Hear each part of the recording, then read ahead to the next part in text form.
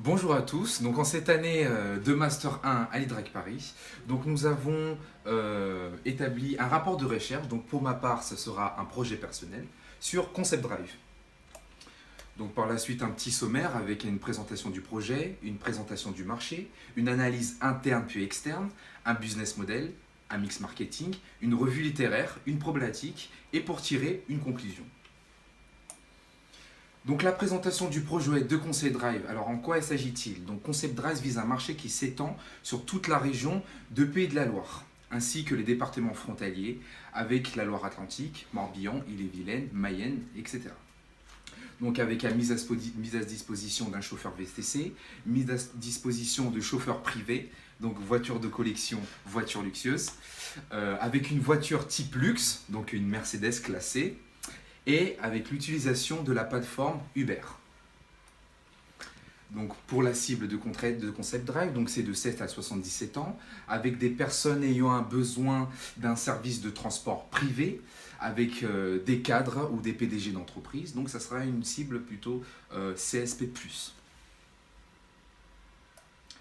Concernant le positionnement, donc Concept Drive donc, se positionne comme un service de transport privé, avec ou non l'utilisation de la plateforme Uber, tout en mettant à disposition un véhicule luxueux, donc le Mercedes classé, et des voitures de collection. Donc on verra par la suite quels sont les types de voitures collection mises à disposition.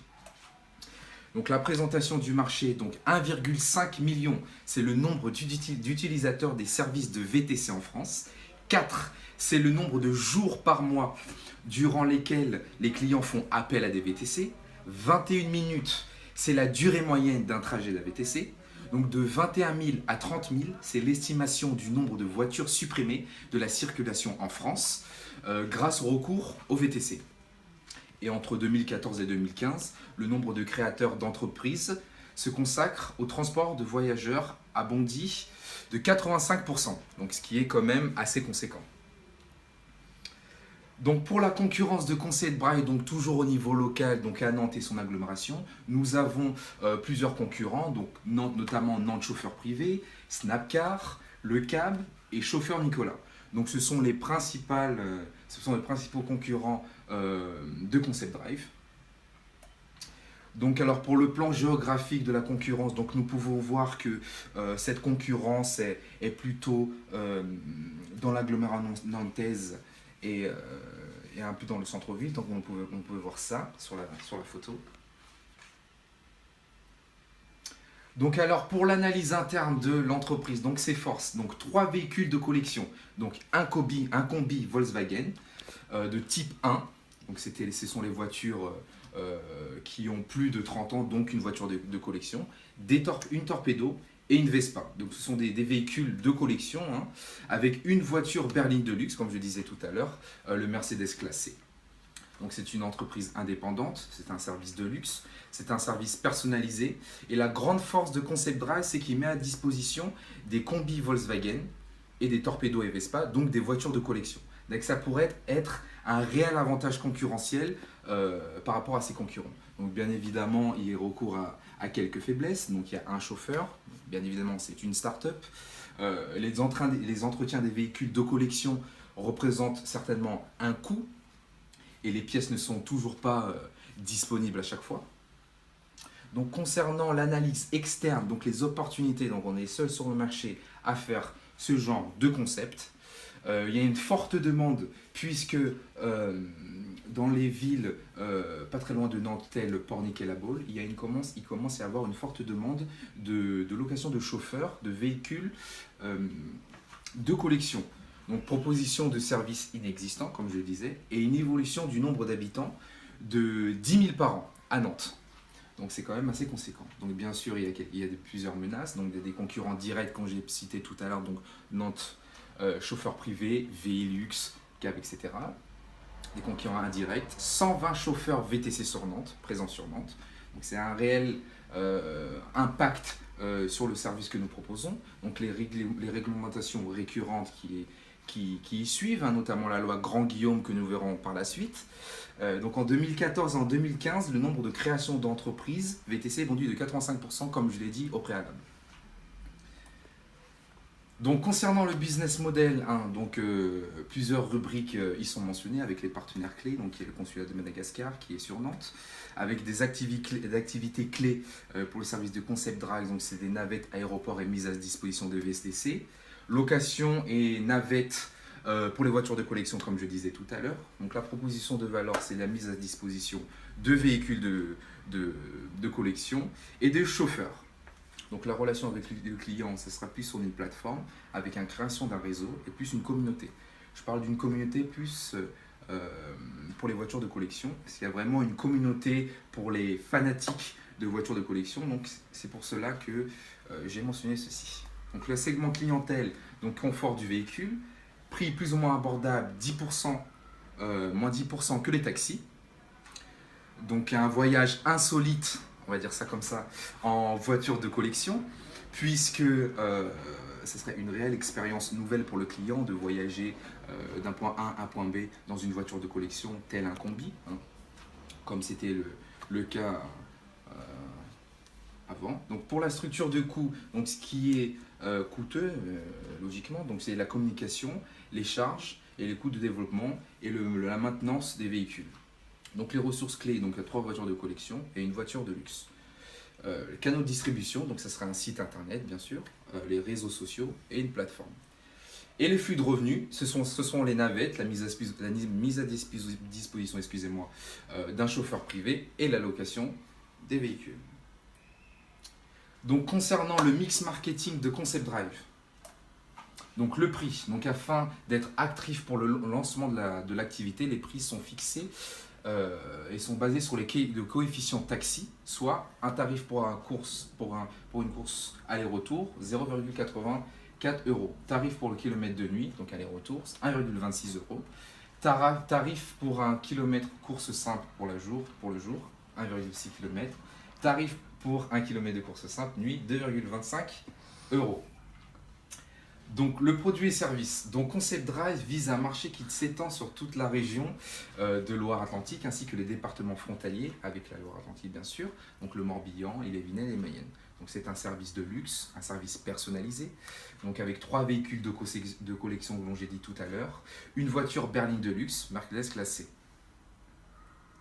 Donc concernant la communication, donc les réseaux sociaux, hein, Facebook, Instagram, Snapchat, LinkedIn, avec des affiches, des flyers, un site internet, une carte de visite. Donc vous pouvez voir qu'on a déjà établi la page Facebook hein, avec Concept Drive. Pour la distribution, donc ce sera via les réseaux sociaux, hein, plus Instagram, Snapchat, etc.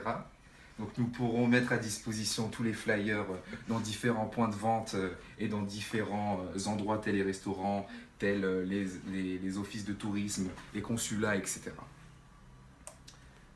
Donc concernant la revue littéraire maintenant. Donc les caractéristiques du véhicule selon les réglementations.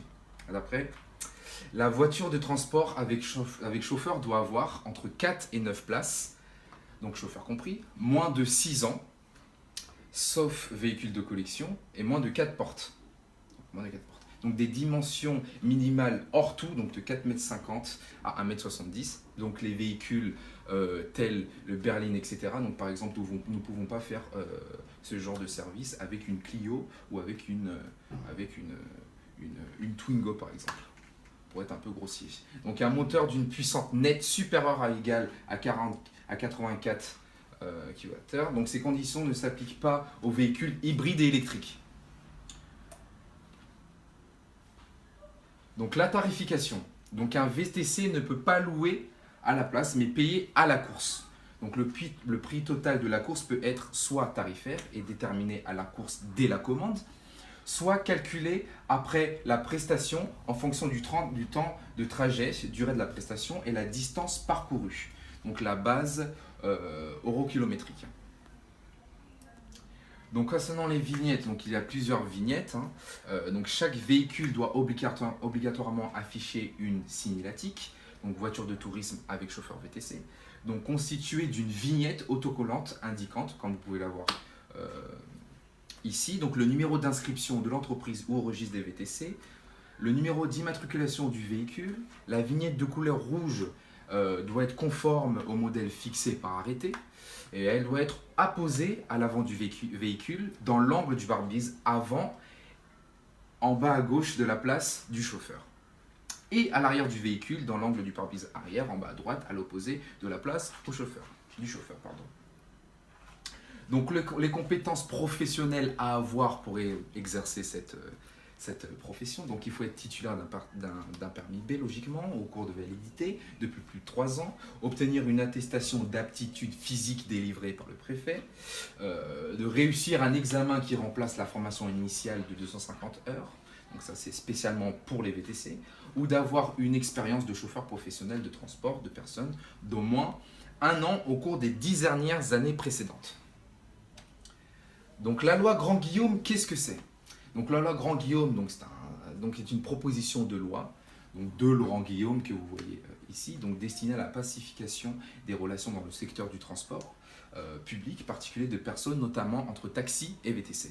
Donc on sait bien dans notre ère d'aujourd'hui qu'il y a un réel conflit entre ces deux acteurs, donc nous verrons à quoi correspond cette loi.